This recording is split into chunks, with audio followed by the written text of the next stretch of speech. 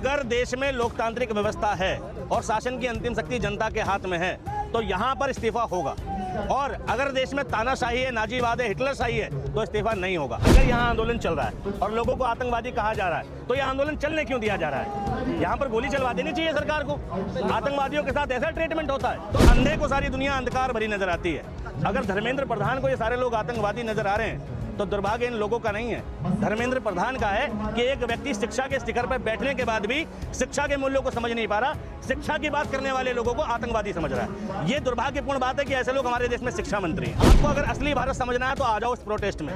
ना यहाँ कोई हिंदू है ना कोई मुस्लिम है, यहाँ सिर्फ हिंदुस्तानी है। इस देश का वायरस कौन? जो इस देश को हर पल बांटने की बात कर रहा है वो, या वो जो इस देश को जोड़ने की बात कर रहा है? जाटों को जटमुल्ला कहने वाला किस पार्टी की आइडियोलॉजी का? यादव को यदमुल्ला कहने वाला किस पार्टी की आइडियोलॉजी का? इस देश के जाटो समाज को, इस देश के एससी समुदाय को गाली देने वाला किस कम्युनिटी का, किस पार्टी का? सब जानते हैं, पूरा देश जानता है। इस देश का वायरस वो लोग हैं जो यहाँ आकर लोगों में जाति, धर्म और अलग अलग तरह की चीजें ढूंढ रहे हैं। वो लोग नहीं जो देश को सुधारने की बात कर रहे हैं। ये वो सरकार है जो तमाम कांड करने के बाद उसको सुधारना तो दूर, अपनी गलती मानने को तैयार नहीं। किसान आंदोलन हुआ, 700 किसान मर गए, सरकार ने कानून वापस लिया, गलती मानी, लेकिन इसलिए नहीं कि 700 किसान मर गए। गलती मानी इसलिए क्योंकि हरियाणा में, यूपी में, पंजाब में इलेक्शन था। जिस देश में 20 बच्चे सुसाइड कर गए हो और उस देश का शिक्षा मंत्री उन बच्चों के समर्थन में आए लोगों को आतंकवादी कह रहा हो और वायरस कह रहा हो, ये दुर्भाग्यपूर्ण है। यहाँ धर्मेंद्र प्रधान जी का डेलीगेशन नहीं आता, यहाँ सेंट्रल गवर्नमेंट का डेलीगेशन नहीं आता, यहाँ आते हैं सेंट्रल गवर्नमेंट के पाले हुए चंद गुंडे जो राघव चड्ढा के साथ मीटिंग करते हैं। किसान आंदोलन करेंगे तो नकली किसान वर्सेस असली किसान किए जाएंगे, ठीक। अगर मुसलमान आंदोलन करेंगे तो उन्हें पाकिस्तानी कहा जाएगा, और अगर सरदार करेंगे तो खालिस्तानी कहा जाएगा। यहाँ सरकार आती कब है? देश को रिफॉर्म करने की बात है, देश में बदलाव की बात है, देश के साथ खड़े होने की बात है, तो हम नेताओं के तलवे नहीं चाट रहे। हम देश के समर्थन में खड़े हैं, देश के नेताओं के तलवे नहीं चाट रहे। चंद मलाई के चक्कर में, थोड़ी नेताओं के तलवे चाटने के चक्कर में देश को बर्बाद नहीं कर रहे हैं। देखो अभी सिर्फ 14 दिन हुए हैं और आपको मालूम है कि जब किसी भी चीज़ को रिफॉर्म करना पड़ता है ना तो 14 नहीं 1400 दिन भी लगे तो बैठ जाना चाहिए। और ये आंदोलन जो है ये देश को बदलने का आंदोलन है, ये देश में कुछ सुधार करने का आंदोलन है। जो लीकेज की व्यवस्था है, जो लोकतंत्र लीक तंत्र में तब्दील हो गया है, उसको बदलने का आंदोलन है। और 14 दिन या 1400 दिन बाद भी कोई फर्क नहीं पड़ता तो कम से कम हमें ये सुकून रहेगा कि जब देश को सुधारने की बात थी, देश में कुछ अव्यवस्थाओं को सही करने की बात थी, तो हम देश के पक्ष में खड़े थे, नेताओं के पक्ष में नहीं खड़े हैं। हमें इस चीज़ का सुकून है। बीजेपी अध्यक्ष कह रहे हैं वायरस है। भाई बीजेपी अध्यक्ष कह रहे हैं वायरस है। एक बात बताओ, इस देश का वायरस कौन? जो इस देश को हर पल बांटने की बात कर रहा है वो, या वो जो इस देश को जोड़ने की बात कर रहा है? आपको अगर असली भारत समझना है तो आ जाओ इस प्रोटेस्ट में। ना यहाँ कोई हिंदू है ना कोई मुस्लिम है, यहाँ सिर्फ हिंदुस्तानी है। लेकिन बीजेपी की आइडियोलॉजी का कोई भी व्यक्ति हो, वो हर एक पल ये जताने की कोशिश कर रहा है कि वो एक समुदाय विशेष से है। जाटों को जटमुल्ला कहने वाला किस पार्टी की आइडियोलॉजी का? यादव को यदमुल्ला कहने वाला किस पार्टी की आइडियोलॉजी का? इस देश के जाटो समाज को, इस देश के एससी समुदाय को गाली देने वाला किस कम्युनिटी का, किस पार्टी का? सब जानते हैं, पूरा देश जानता है। तो इस देश का वायरस वो लोग हैं जो यहाँ आकर लोगों में जाति, धर्म और अलग अलग तरह की चीजें ढूंढ रहे हैं। वो लोग नहीं जो देश को सुधारने की बात कर रहे हैं। तो क्या ये जो लीक तंत्र आप बता रहे हैं, क्या इस्तीफे से बात बन जाएगी धर्मेंद्र प्रधान के? भैया इस्तीफे से बात नहीं बनेगी, बात के लिए और बहुत सारी चीजें करनी पड़ेगी। लेकिन एटलीस्ट जब हम पेपर दे रहे हैं तो ये पहली कड़ी होगी कि हम धर्मेंद्र प्रधान का इस्तीफा यहाँ होता है तो ये जीत की शुरुआत होगी, जीत नहीं होगी। कम से कम ये होगा कि सरकार झुकी। ये वो सरकार है जो तमाम कांड करने के बाद उसको सुधारना तो दूर, अपनी गलती मानने को तैयार नहीं। किसान आंदोलन हुआ, 700 किसान मर गए, सरकार ने कानून वापस लिया, गलती मानी, लेकिन इसलिए नहीं कि 700 किसान मर गए। गलती मानी इसलिए क्योंकि हरियाणा में, यूपी में, पंजाब में इलेक्शन था और उसका इम्पैक्ट इलेक्शनों पे पड़ता। तो आज अगर धर्मेंद्र प्रधान इस्तीफा देते हैं तो ये सरकार की गलती को स्वीकार करना होगा। लेकिन दुर्भाग्यपूर्ण है कि जिस देश में 20 बच्चे सुसाइड कर गए हों और उस देश का शिक्षा मंत्री उन बच्चों के समर्थन में आए लोगों को आतंकवादी कह रहा हो और वायरस कह रहा हो, ये दुर्भाग्यपूर्ण है। मजबूत है इनका, जिनकी सरकार है जी, जिनकी सरकार है उनका विचार बड़ा मजबूत है, देश के कोने कोने में है वो विकास मजबूत है। मैं बिल्कुल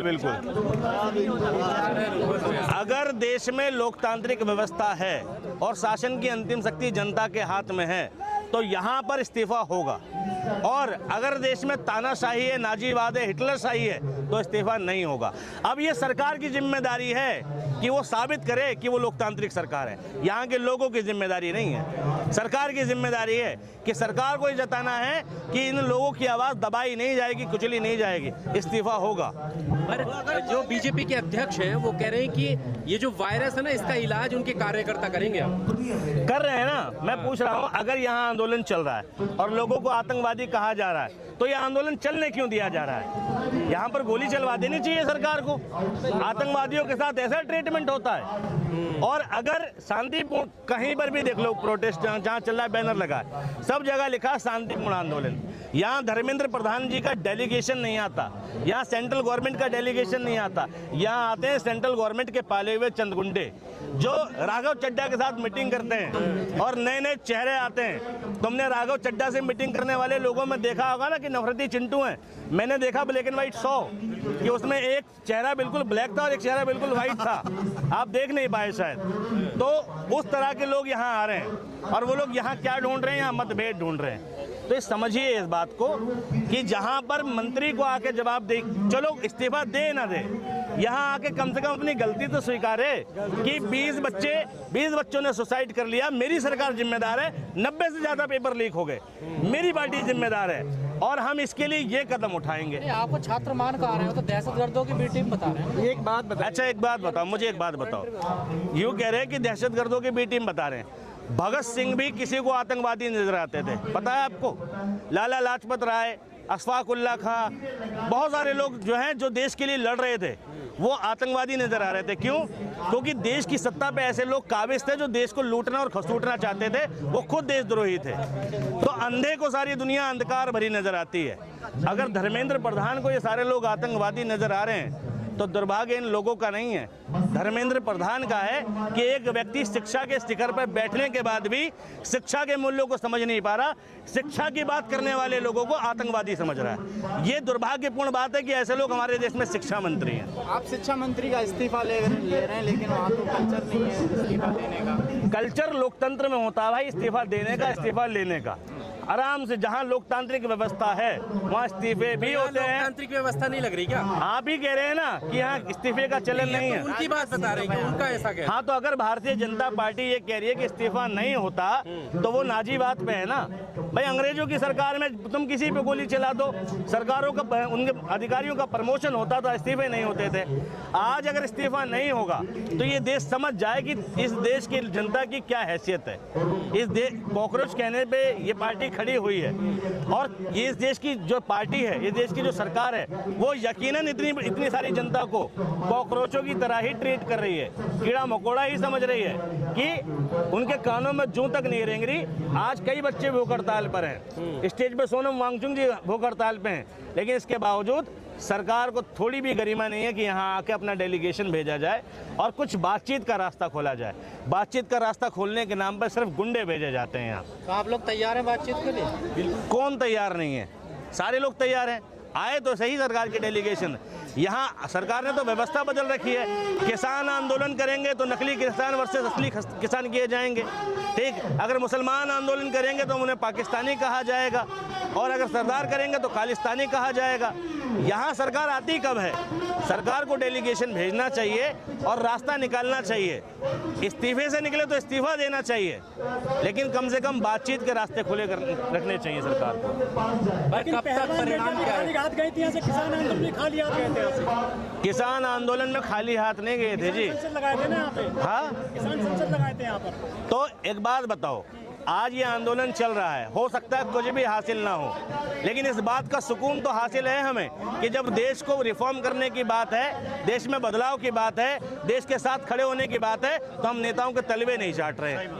हम देश के समर्थन में खड़े हैं, देश के नेताओं के तलवे नहीं चाट रहे। चंद मलाई के चक्कर में, थोड़ी नेताओं के तलवे चाटने के चक्कर में देश को बर्बाद नहीं कर रहे हैं। हम लड़े तो सही, चाहे भले ही कुछ हासिल ना हुआ हो। किस किस का करोगे इस्तीफा? नितिन गडकरी के बेटे कह रहे हैं कि वो पानी से तेल बना रहे हैं। की हालत खराब है, रेलवे की हालत खराब है, ये तो आप इस्तीफा ले नहीं सकते। फिलहाल ये आंदोलन शिक्षा से संबंधित है, तो फिलहाल शिक्षा मंत्री का इस्तीफा जरूरी है। पेपर तो करवा दिए ना वो। पेपर करवा दिए तो क्या हुआ? उससे प्रॉब्लम सॉल्व हो गई। पेपर करवाने के बाद तुरंत पेपर लीक हो गया महाराष्ट्र के अंदर टेट का। शिक्षा मंत्री की कैसी व्यवस्था है कि उसके खिलाफ प्रदर्शन चल रहा है और प्रदर्शन के दौरान ही एक पेपर लीक हो गया।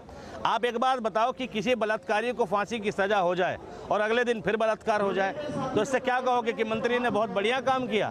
नहीं ना। हो सकता है यहाँ जितने लोग आए वो छात्र नहीं हो, मैं भी छात्र नहीं हूँ। भाई यहाँ से क्या दबाव जंतर मंतर से बन सकता है सरकार? भाई अगर देश में लोकतांत्रिक सरकार है,